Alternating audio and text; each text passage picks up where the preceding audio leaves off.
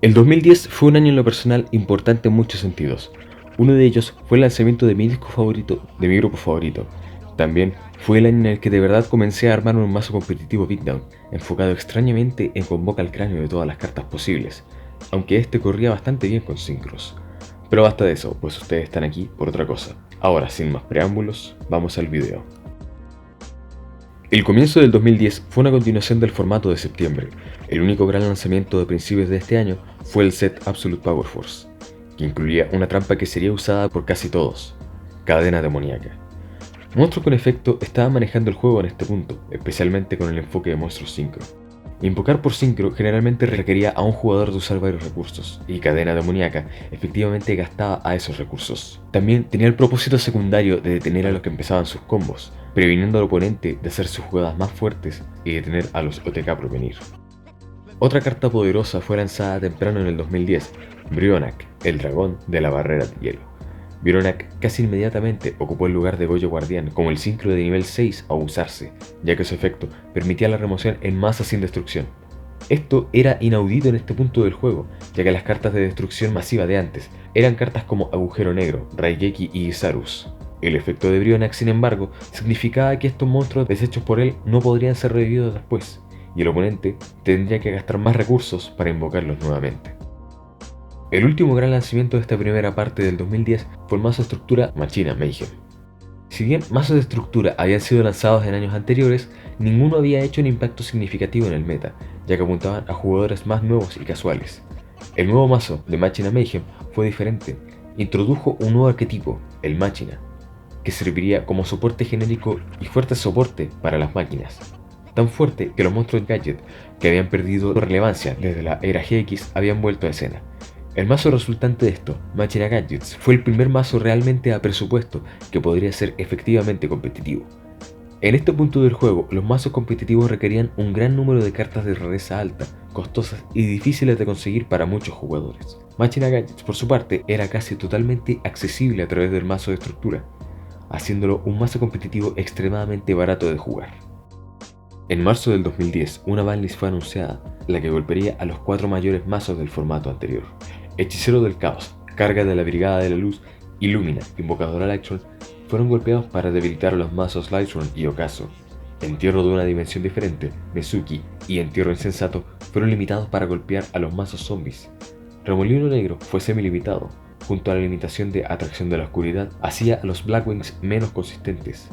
El formato que quedó de la lista era a veces llamado formato Edison, por el ganador del campeonato de Shonen Jump, el que sería el último campeonato de Shonen Jump de la historia. El campo competitivo del formato Edison vio una amplia gama de mazos competir, incluyendo mazos del formato previo, incluyendo Akaso, Blackwing, Synchro Gato y Lightsworns, junto al recién llegado Máquina Gadgets. Bestias Gladiadoras también vio un regreso gracias a la introducción de Oro Elemental Prisma, quien podía invocar a sus monstruos grandes de fusión más fácilmente.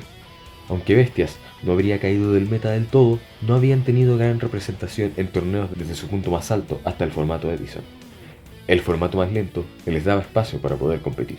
Dos mazos nuevos habían aparecido en este formato, Quick Draw Dandy Warrior y Flamble Synchro. Quick Draw Dandy Warrior dependía de Quick Draw Synchron para lograr una variada cantidad de jugadas usando monstruos sincro que necesitaban sincrones específicos, principalmente a Guerrero Taladro.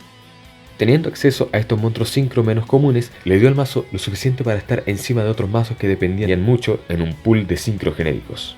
Flamble Synchro también tuvo un éxito con un mazo sincro simplista que dependía de Flamble Firedog y Mago Flamble.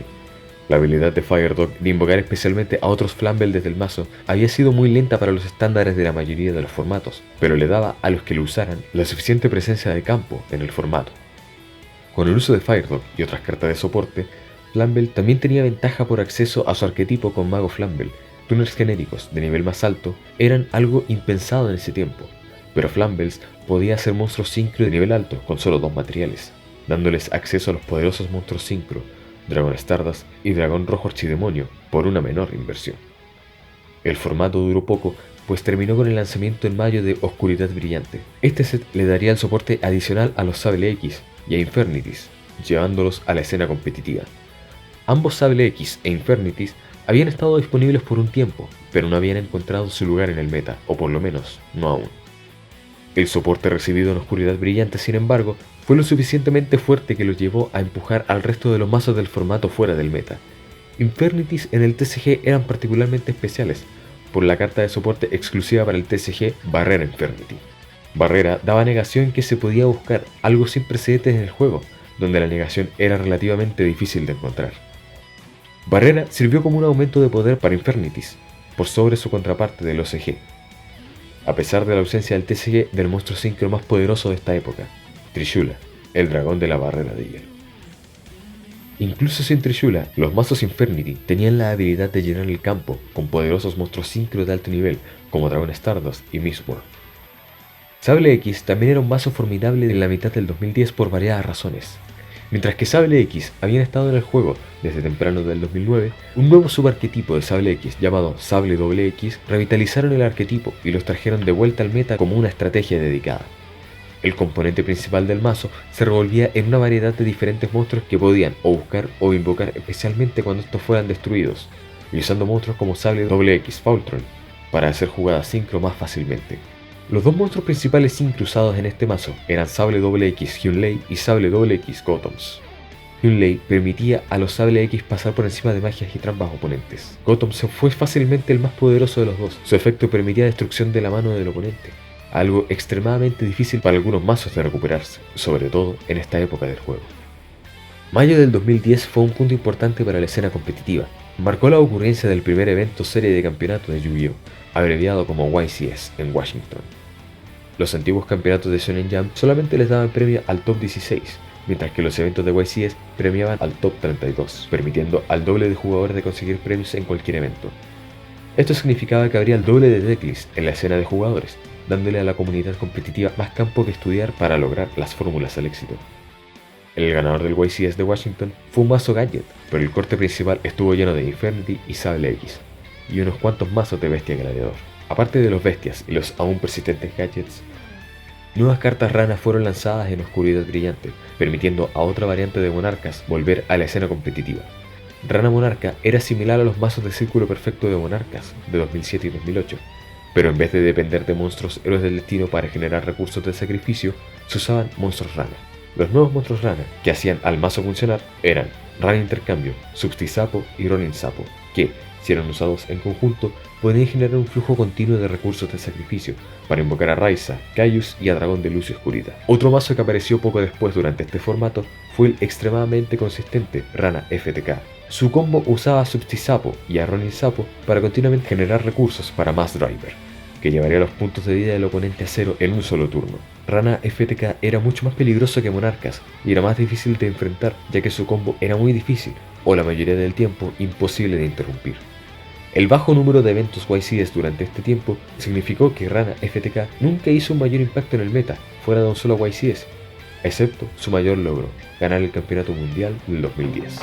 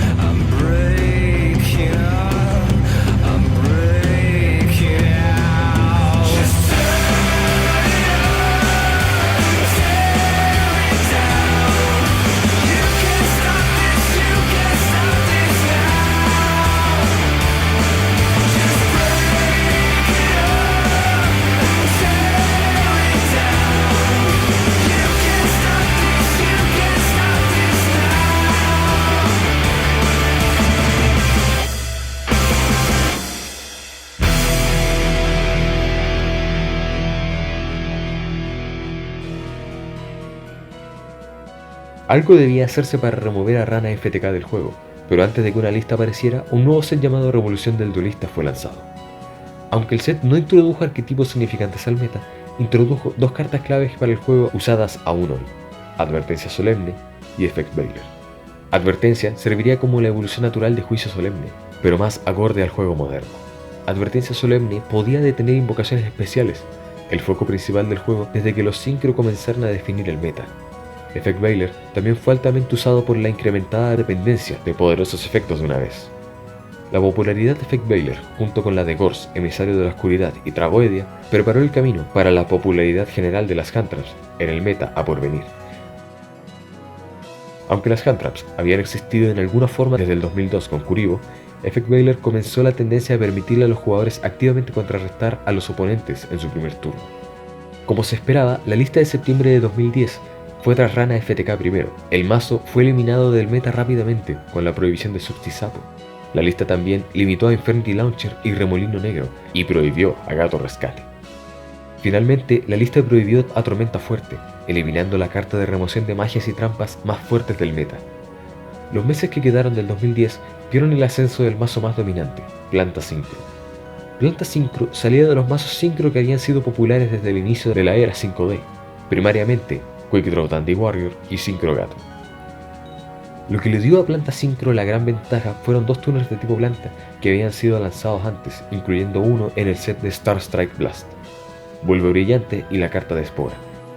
El uso de estas dos cartas en conjunto permitió un rápido y versátil mazo Synchro que subiría a lo más alto del meta, ayudado por el hecho de que Infernities, Ranas y Blackwings habían sido empujados fuera del meta con la más reciente lista. Además, los jugadores de Planta Synchro eran capaces de usar una vieja carta, Flor de Fuego Solitario, para vaciar sus mazos e invocar especialmente a cualquier monstruo planta que necesitaran en esa determinada oportunidad, llevando su consistencia y habilidad de combo a lo más alto. Otro mazo que subiría hacia finales del 2010 fue Gravekeepers, ampliamente aceptado como el primer real arquetipo del juego, lanzado en Pharaonic Guardian en el 2003. Este mazo no había visto el éxito por ser demasiado lento y enfocarse en ir contra el cementerio, algo que no era muy grande en el meta antes de que mazos como Héroes del Destino fueran populares en el 2007. El nuevo soporte que Gravekeepers recibiría en Star Strike Blast los traería a la escena competitiva. Estos servirían como una fuerza anti-meta, cerrando el cementerio para mazos que dependieran de este, como el ahora popular Planta Synchro. Gravekeeper también podrían tomar ventaja de la extremadamente poderosa Tributo Real, que destruiría los recursos oponentes de forma parecida a la entonces prohibida Virus Aplastacartas. Es también importante recordar que sin Tormenta Fuerte en el pool de cartas, permitió a los Gravekeeper ir relativamente de forma desenfrenada, por su alta cantidad de trampas, ya que la única forma de remoción era Tornado Gigante, la que solamente servía como un recurso temporal. Y ese fue el video. ¿Les gustó? Dejen en los comentarios qué les pareció y si saben qué estaba por venir el siguiente año por las fechas, sabrán que el juego como lo conocíamos hasta este año iba a cambiar nuevamente. Recuerden dar like y suscribirse al club y tranquilos porque la siguiente parte vendrá pronto. El club es un lugar para todos y están todos invitados. Sin nada más que agregar, les agradezco por haber visto. Adiós y hasta que nuestros caminos vuelvan a cruzarse.